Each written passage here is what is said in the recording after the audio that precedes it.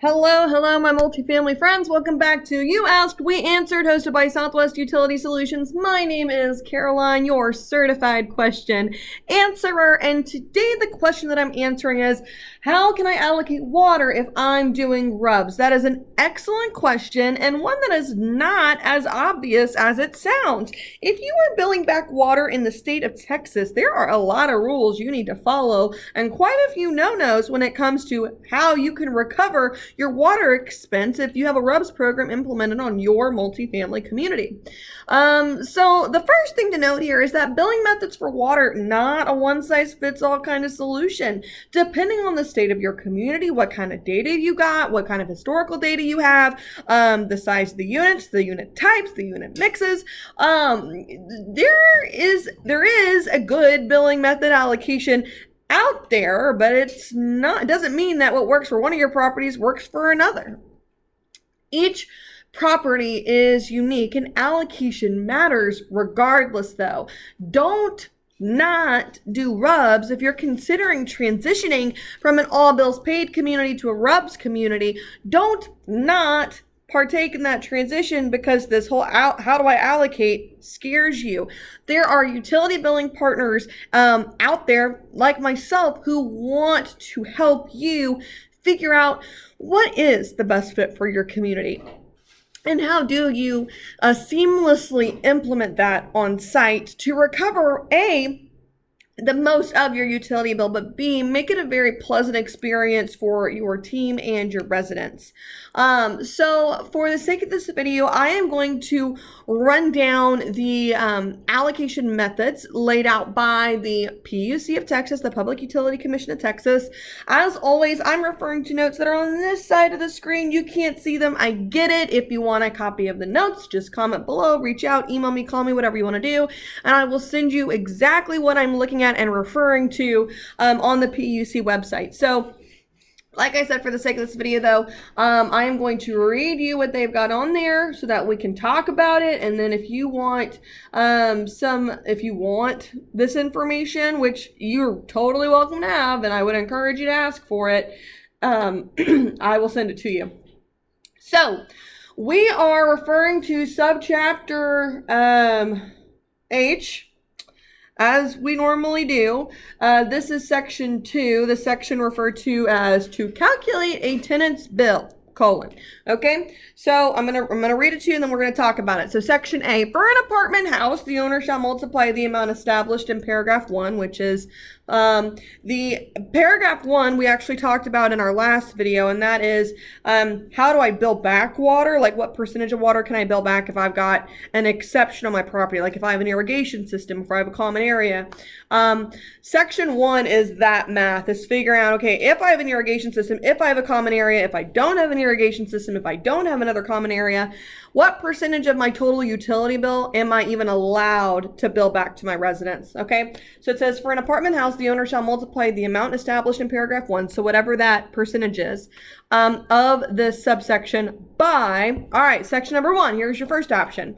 The number of occupants in the tenant's dwelling unit divided by the total number of units, or occupants, excuse me, in all dwelling units at the beginning of the month for which bills are being rendered. Or option number 2, the number of occupants in the tenant's dwelling unit using a ratio occupancy formula divided by the total number of occupants in all dwelling units at the beginning of the retail public utilities billing period using the same ratio occupancy formula to determine the total.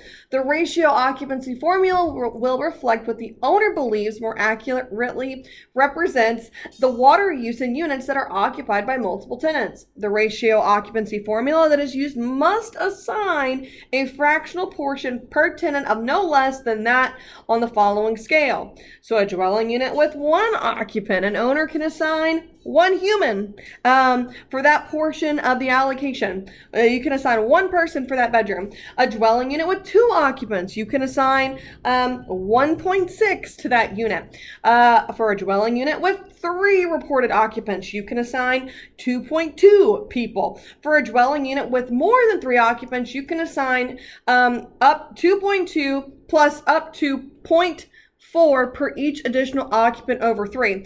So that's confusing. Basically what option 2 is that if you as the owner or the management company feel like your actual occupancy is not rendering a fair bill for your residents based on how many total people are on site and what your occupancy levels are.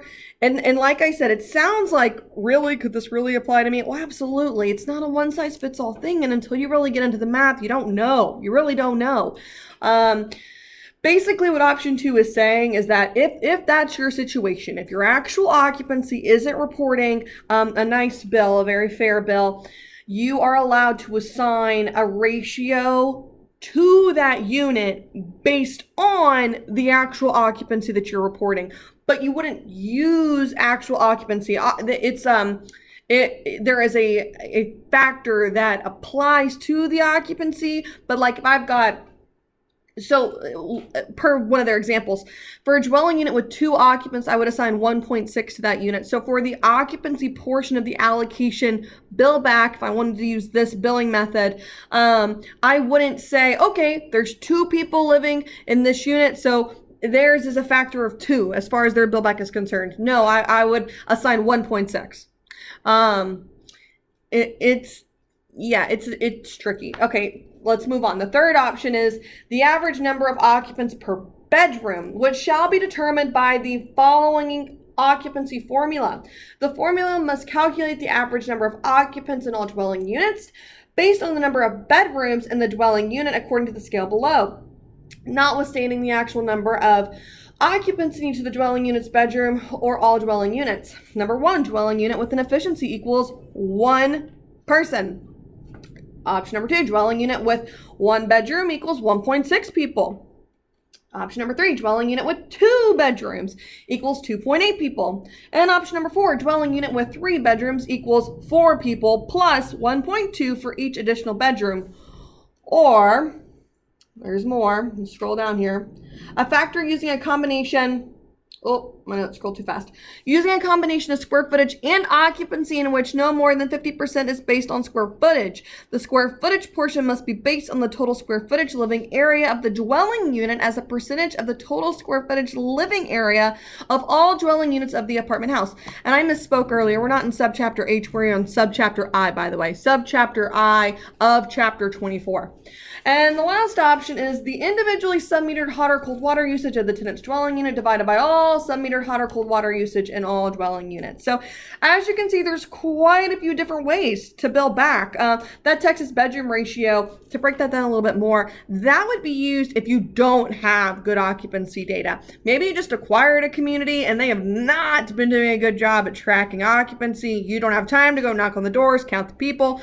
That wouldn't even match up with what's reflected in the leases that you have signed. It's just a hot mess. A good rule of thumb there, if you are transitioning to a RUBS program or you need to fix one that's already implemented, use the Texas bedroom ratio. You don't have to rely on actual occupancy for that formula. You can run your numbers based on the bedroom counts if you've got a pretty good unit mix.